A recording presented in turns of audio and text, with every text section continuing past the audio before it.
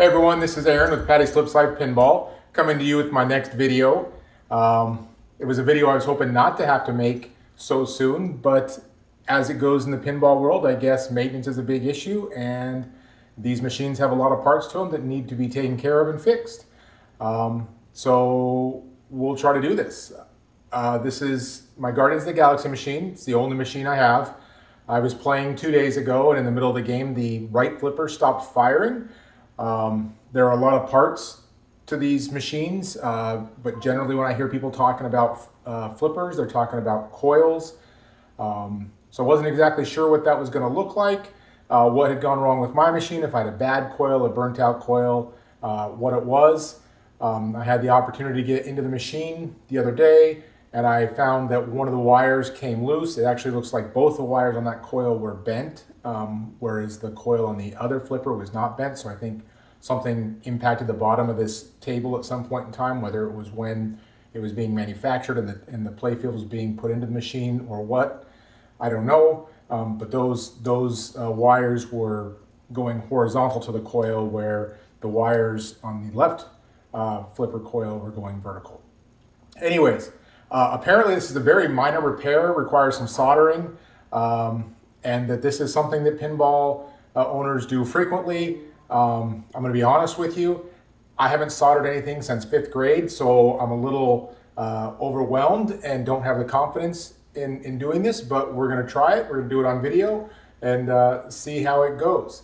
I'll show you here in a minute what it looks like with what's going on with the pinball, and then I was hoping to do this all in one shot, but to be realistic, I've got to open up the machine and get to the parts. So I'm gonna have to stop and start the recording several times. So bear with me as I do that. Before I go to the next part, I maybe could save this for later, but I'll go ahead and show you. It's been since 5th grade since I've soldered anything. So I did go out and purchase, looks like a 30-watt soldering iron. I'm told 25-watt would have been fine, but 30 works as well. I also purchased some really fine solder. I was told to make sure I used electrical repairing solder. This particular one is 60-40, so it's 60% tin, 40% lead solder with a rosin flux core. This one is really thin. It's used for circuit boards, so I hope it's going to work. I watched another video where a guy used a little bit thicker one, but I think this should work as well. So I'll show you what's going on with the machine here, and then we'll stop the recording and I'll get the machine prepared, and I'll let you come along as I make my first attempt at soldering in 40 years or so. All right, so this machine, we'll try to zoom in here a little bit and get in a little bit closer. I'll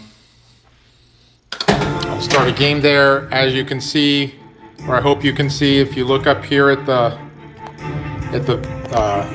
LCD screen, if I press the right flipper button, it will switch between the different missions you can choose from.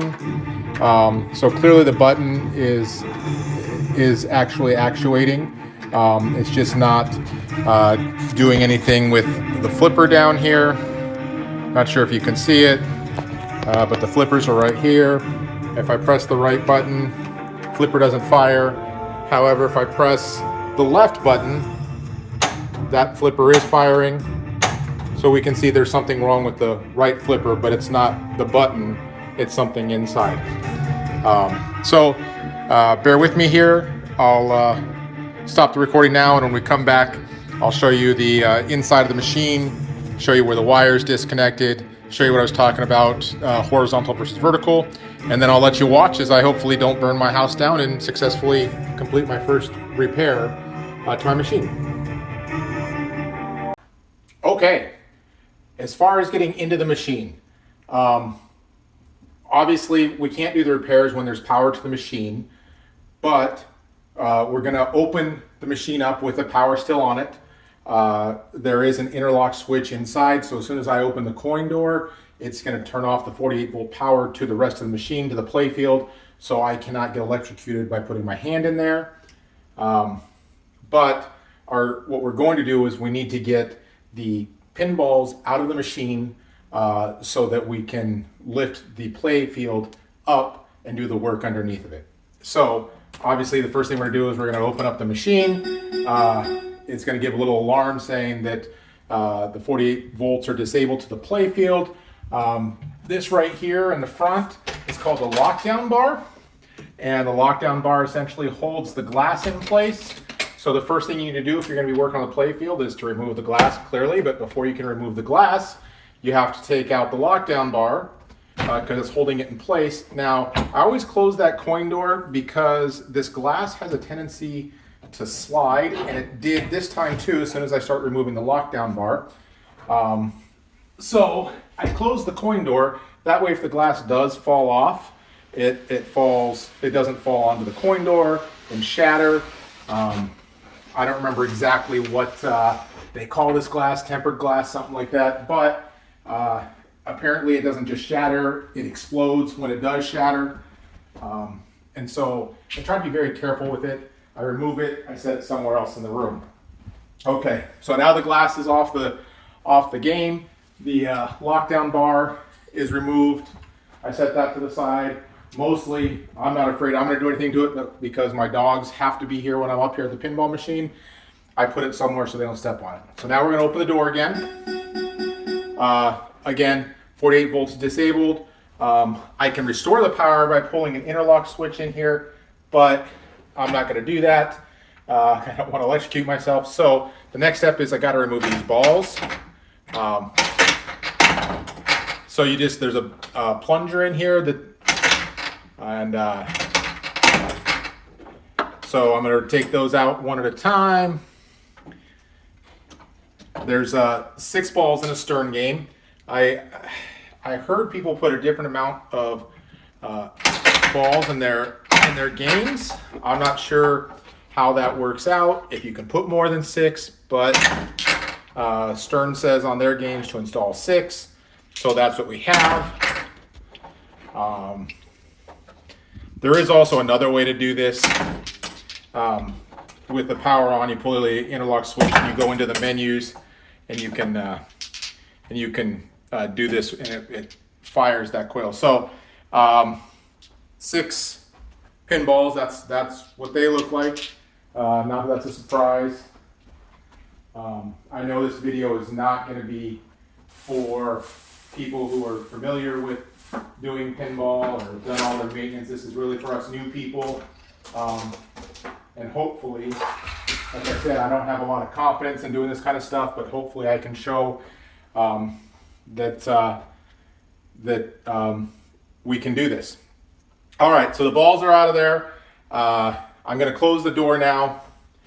It's going to restore power to the table, but I'm actually going to turn off the pinball machine and unplug it, just so I don't electrocute myself during this process.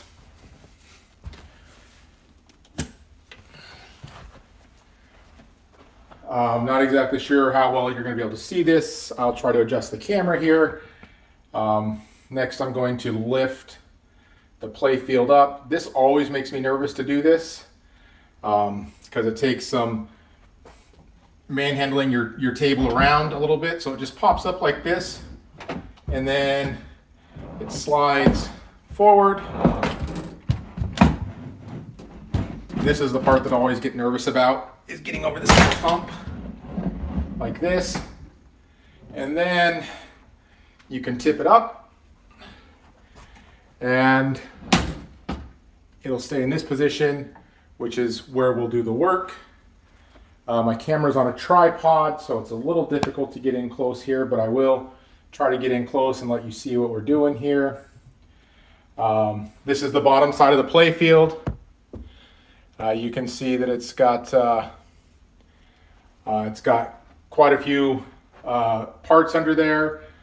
Let me see if I can get this camera off of here without too much effort. Sorry for the shakiness. So here's the playfield, all the wiring, all the other stuff that if you are a mechanical engineer, or electric engineer, whatever, you can do this stuff. These are the coils I'm talking about right here. So this is the right coil, this is the left coil. These are the ones that fire the flippers. These are coils here for the, I can't remember what they're called, boomerangs or rebounders. This is the coil here for the right scoop.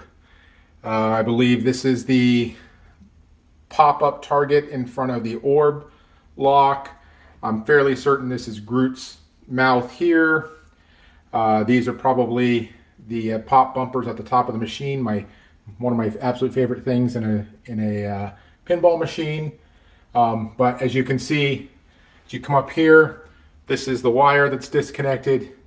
So I'm just going to try to solder it back onto that point. Like I said, I haven't soldered anything since 5th grade. So this will be a fun experiment. One other thing I will point out, I was kind of talking about it. I tried to bend these wires back up yesterday, or I mean the day before when I was in here. But these were laying essentially flat, so horizontal or parallel to the coil. And if you look over here at the left coil, you can see that they're actually vertical and they're standing straight up. So my guess is when this playfield was being put back into the cabinet at one point in time, someone probably rested. I'm guessing they rested the playfield down on the front of the cabinet, and it probably bent those wires going back in there. So for those of you who've never seen the bottom side of a pinball playfield, this is what it looks like. It's a lot more sophisticated than I can even start to explain. I know nothing about it. Well, obviously know a little bit about it, but you know, I really can't tell you how it works, just other than it does work. Just to give you a look inside the rest of the cabinet, inside there's a speaker that was put in by my distributor. There's some more control panels over here. This right here is the tilt bob, so when you start shaking your machine, if this touches that, that's when the machine tilts. There's the coin slot and the coin box, and this down here, also put in by my distributor, is the shaker motor. So this machine shakes during certain parts of the game. That the shaking is defined by Stern when they designed the game, so it shakes at certain features. Anyhow, I'll stop explaining it because this video is going to get kind of long. But I will start setting up to do the soldering, and I will be back with you when we start that.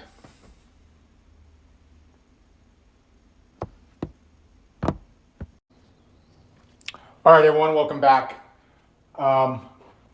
So I've got us all set up, and I got to be honest, the more I looked at this, the less confident I am I'm going to actually be able to do this. Unfortunately, the camera's got to stay static while I'm doing this, so the zoom is not great. It's zoomed in as close as it can for this particular Mevo, and the tripod is as close as I can get it. Anyways, we're going to be working here. This wire needs to attach here. The reason I'm not confident with this is there is a little metal tab similar to the tab on a soda can that sticks out right here that the wires from the coil feed into, and then these wires give the power to. That little tab, you run the wires through that, and then this wire actually is supposed to J through it, or you're supposed to turn it as a J through it and kind of press it down and then solder that to that attachment, to that tab. It looks like the tab is actually what is broken here. So I think maybe the shaking of the shaker motor in conjunction with the wires having been bent may have caused this to actually make the tab become weak and actually snap. So again, I don't know. There is still some solder on that wire. So I'm going to try very briefly to see if I can't get this to actually, if I can't get this to heat up the solder that's on there, so I can use that to at least initially reattach it and then maybe create some sort of barrier with the other solder. I don't know if that's necessarily the right thing to do, but Stern just released a Guardians challenge this month that started yesterday, and being that it's my home machine, I want to kick butt on it. So I got to get at it, so I got to get this machine fixed. I am going to pause the recording for a minute, so you're not going to have the continuity here, because I just realized as I get old, I need reader glasses, even though I refuse to wear them, but I do have some, and maybe that'll help me be able to see this a little better as I'm doing it. So I'm going to pause. I'll be back in a moment. All right, I'm back. I don't like to admit that I'm getting old and have to wear readers, but let me tell you, it's so much easier to see this with these readers on. Apologize for the dog barking. She barks at everything, so I don't know what she's barking at right now.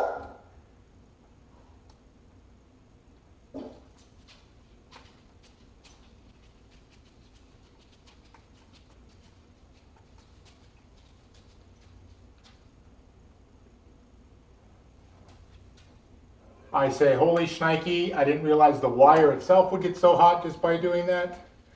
But we at least got it to touch there. It is holding itself slightly attached right now. I'll let that cool just a little bit and give myself a second here. Just in hindsight right now that I'm in the middle of the process, so it's not really hindsight, but a wishing is I wish I had maybe had a headlamp. Oh, I think I just popped the wire again. That's not what I wanted to do. Again, it's my first time soldering since probably 5th grade. I can't even tell you. It might have been before that. Probably in Cub Scouts at the time. Not even sure exactly what I'm supposed to be doing. I will say, going back to talking about a headlamp,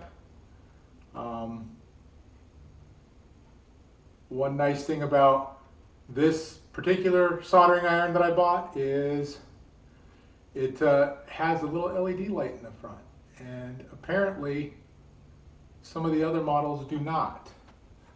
But this one does, so lucky me, I accidentally bought one with an LED light. Otherwise, I would be really sad that I wasn't wearing one of my hunting headlamps. All right, guys, I don't know how I'm doing here. It's, you know, I'm afraid to touch anything I shouldn't be touching here and damage anything. These are really expensive. I will also say that I did call Stern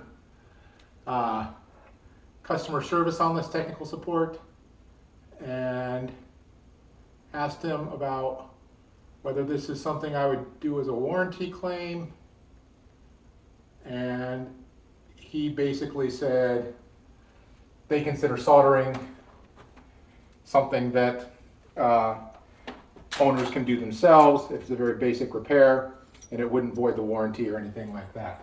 One of the reasons I picked this particular machine, even though it's an older machine, rather than buying used, was because this one was in the inventory of somebody's. This one was in the inventory on somebody's a distributor, and so even though it was on the floor, it was still covered under Stern's warranty, like it was a new item. What I'm doing right now, I have some more solder. I think this is really weak, and I think part of it is because that solder I'm using is just so thin that it's basically dissolving as soon as I touch it. And I'm looking at this other solder that's on these other connectors. It's actually really thick, so I'm going to try to get in here and make it a little bit thicker so it maybe holds a little bit better. This is a thicker solder. I don't know. Oh, and that's not what I wanted to do. I ended up going right through what I was trying to fix, and that's hot. Luckily that didn't drip on anything. I don't think it's going to be crucial, but maybe I should have stuck with the thinner solder, because that basically just caused that to all just disappear. So we'll go back and try the thinner solder again, see if we can't get it there. I thought the thicker solder might hold a little bit better. If you're still watching, thanks for bearing with me here.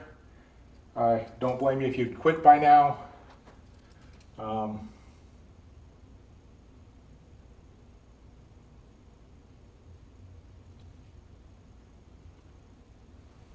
but appreciate you supporting me here and helping me follow my pinball dreams. All right, that attached really quick. Maybe that's the key. Maybe I get a little bit on the tip here. Prime the iron, and then just transfer that. Maybe that's my solution here.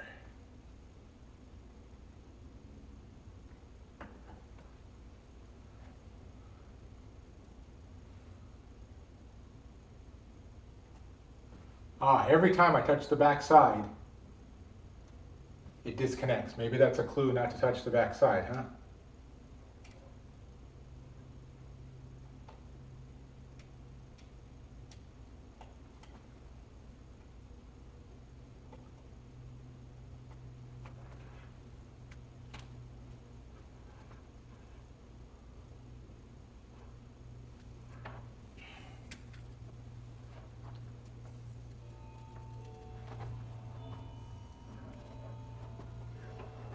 Again, guys, I'm not really confident in this. I was feeling really good early, but the more I work at it, the less confident I get.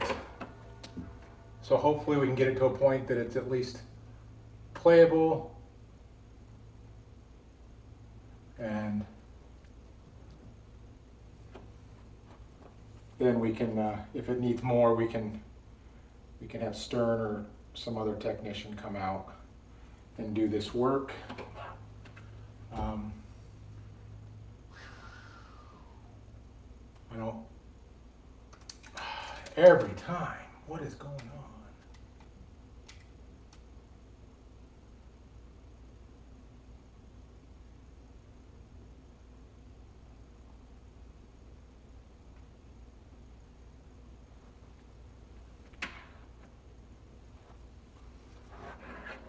I don't know, folks. Said I'm a little nervous about that. I'm not loving the look of that soldering job. I have to come over here to the other side where you are and see what I can see. Apologize for my big noggin being in the screen.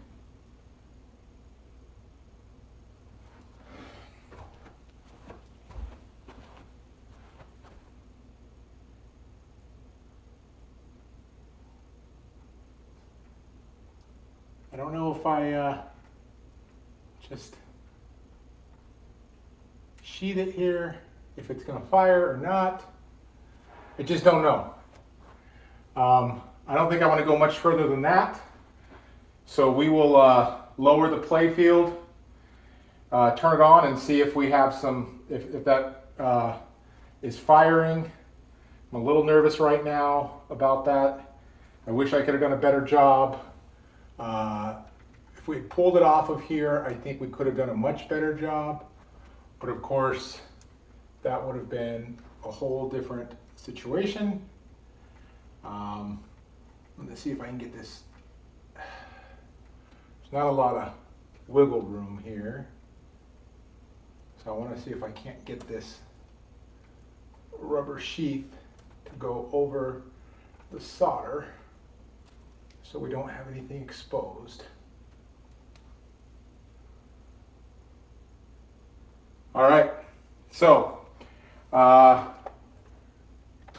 go ahead and stop the recording for right now, just so I can get the playfield back in place, and hopefully I don't set it down on the thing. I am noticing though that there is very little play in this wire from here to here to where it's bundled, so it may not have been set down at all. It just may be that this wiring is so tight that it just wouldn't stay vertical like I was talking about.